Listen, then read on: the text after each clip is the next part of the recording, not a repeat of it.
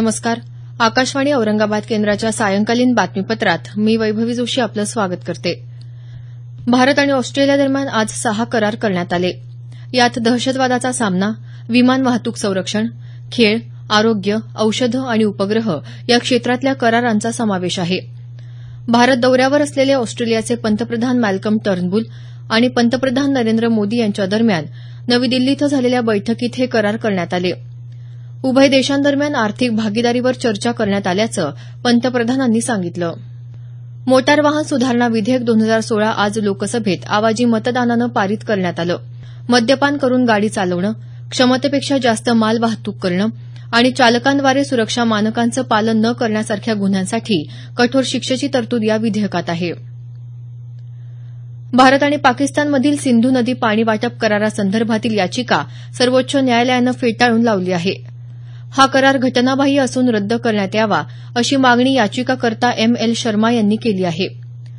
या करारावर तत्कालीन पंतप्रधान जवाहरलाल नेहरू यांच्या स्वाक्षऱ्या असून 1960 पासून या कराराची अंमलबजावणी केली जात आहे.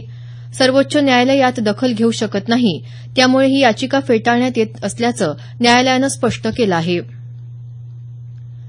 देशातल्या विद्यापीठांमधल्या कर्मचाऱ्यांकडून कोणत्याही प्रकारचा कर मनुष्यबळ विकास मंत्रालयाकडून घेतला जात नाही, अशी माहिती केंद्रीय मनुष्यबळ विकास मंत्री प्रकाश जावडेकर यांनी आज लोकसभेत दिली. आयकर अधिनियम 1961च्या तरतुदीनुसार आयकर विभागाकडून कर घेतला जातो, असं त्यांनी स्पष्ट केलं. महाराष्ट्र, गोवा आणि उत्तर प्रदेशात परदेशी पर्यटकांवर हल्ले होण्याच्या घटनांचं प्रमाण जास्त आहे, असं पर्यटन मंत्री महेश शर्मा यांनी लोकसभेत लेखी उत्तरात सांगितलं. रेल्वे मंत्रालय 17 विभागांसाठीच्या सामग्री पुरवठ्यासाठी डिजिटल कंत्राट पद्धती सुरू करणार आहे. रेल्वे मंत्री सुरेश प्रभू यांच्या हस्ते उद्या या प्रणालीचं उद्घाटन होणार आहे. तत्पर आणि पारदर्शक कार्यपद्धतीच्या उद्देशानं हा निर्णय घेण्यात आला आहे.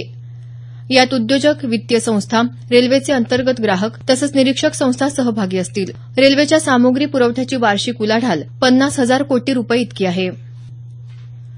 राष्ट्राच्या प्रगतीत शेतीचा सर्वात मोठा वाटा असून शेती व्यवसाय हा येणाऱ्या काळात मानाचा व्यवसाय होणार असल्याचं प्रतिपादन केंद्रीय गृहराज्यमंत्री हंसराज अहीर यांनी केलं आहे. यवतमाळ जिल्ह्यातल्या वणी इथं राज्यस्तरीय कृषी प्रदर्शनाच्या उद्घाटन प्रसंगी ते आज बोलत होते. भारताचे माजी नौसेना अधिकारी कुलभूषण जाधव यांना हेरगिरीच्या आरोपाखाली पाकिस्ताननं मृत्यूदंडाची शिक्षा सुनावली आहे. पाकिस्तानातल्या रावळपिंडी न्यायालयानं कुलभूषण यांना फाशीची शिक्षा सुनावल्याचं पीटीआयच्या वृत्तात म्हटलं आहे. कुलभूषण जाधवांवर भारतीय गुप्तचर यंत्रणा रॉचे एजंट असल्याचा आरोप ठेवण्यात आला होता. जाधव यांना 3 मार्च 2016ला पाकिस्ताननं बलुचिस्तानमधून अटक केली होती. उच्च शिक्षणासाठी मूकबधीर विद्यार्थ्यांसाठी सांकेतिक भाषा तज्ज्ञ उपलब्ध होण्यासाठी आधुनिक तंत्रज्ञानाचा उपयोग करून अभ्यासक्रम तयार करण्यात यावा, असं मुख्यमंत्री देवेंद्र फडणवीस यांनी सांगितलं आहे. राज्यस्तरीय कर्णबधीर संघटनेच्या विविध मागण्यांसंदर्भात आज मंत्रालयात झालेल्या बैठकीत ते बोलत होते. कर्ण आणि मूकबधीरांच्या सक्षमीकरणासाठी प्रशिक्षण, रोजगार संधीची उपलब्धता आणि कौशल्य विकासावर भर देण्यात यावा, असे निर्देश मुख्यमंत्र्यांनी यावेळी दिले. कर्णबधीर आणि मूकबधीर विद्यार्थ्यांना सर्वसाधारण शाळेमध्येही प्रवेश घेता यावा, यासाठी राज्य शासनामार्फत शाळांमध्ये पायाभूत सुविधा पुरवण्यात येतील, तसंच सांकेतिक भाषा तज्ज्ञांची नेमणूक करण्यात येईल, असं त्यांनी सांगितलं.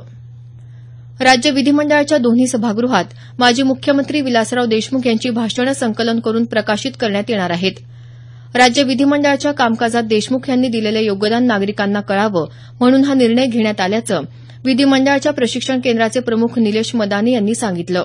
यासाठी एक समिती स्थापन करण्यात आली आहे. औरंगाबाद शहरातल्या क्रांती चौकात आज शेतकऱ्यांच्या संपूर्ण कर्जमाफीसाठी शिवसेनेच्या वतीनं आंदोलन करण्यात आलं.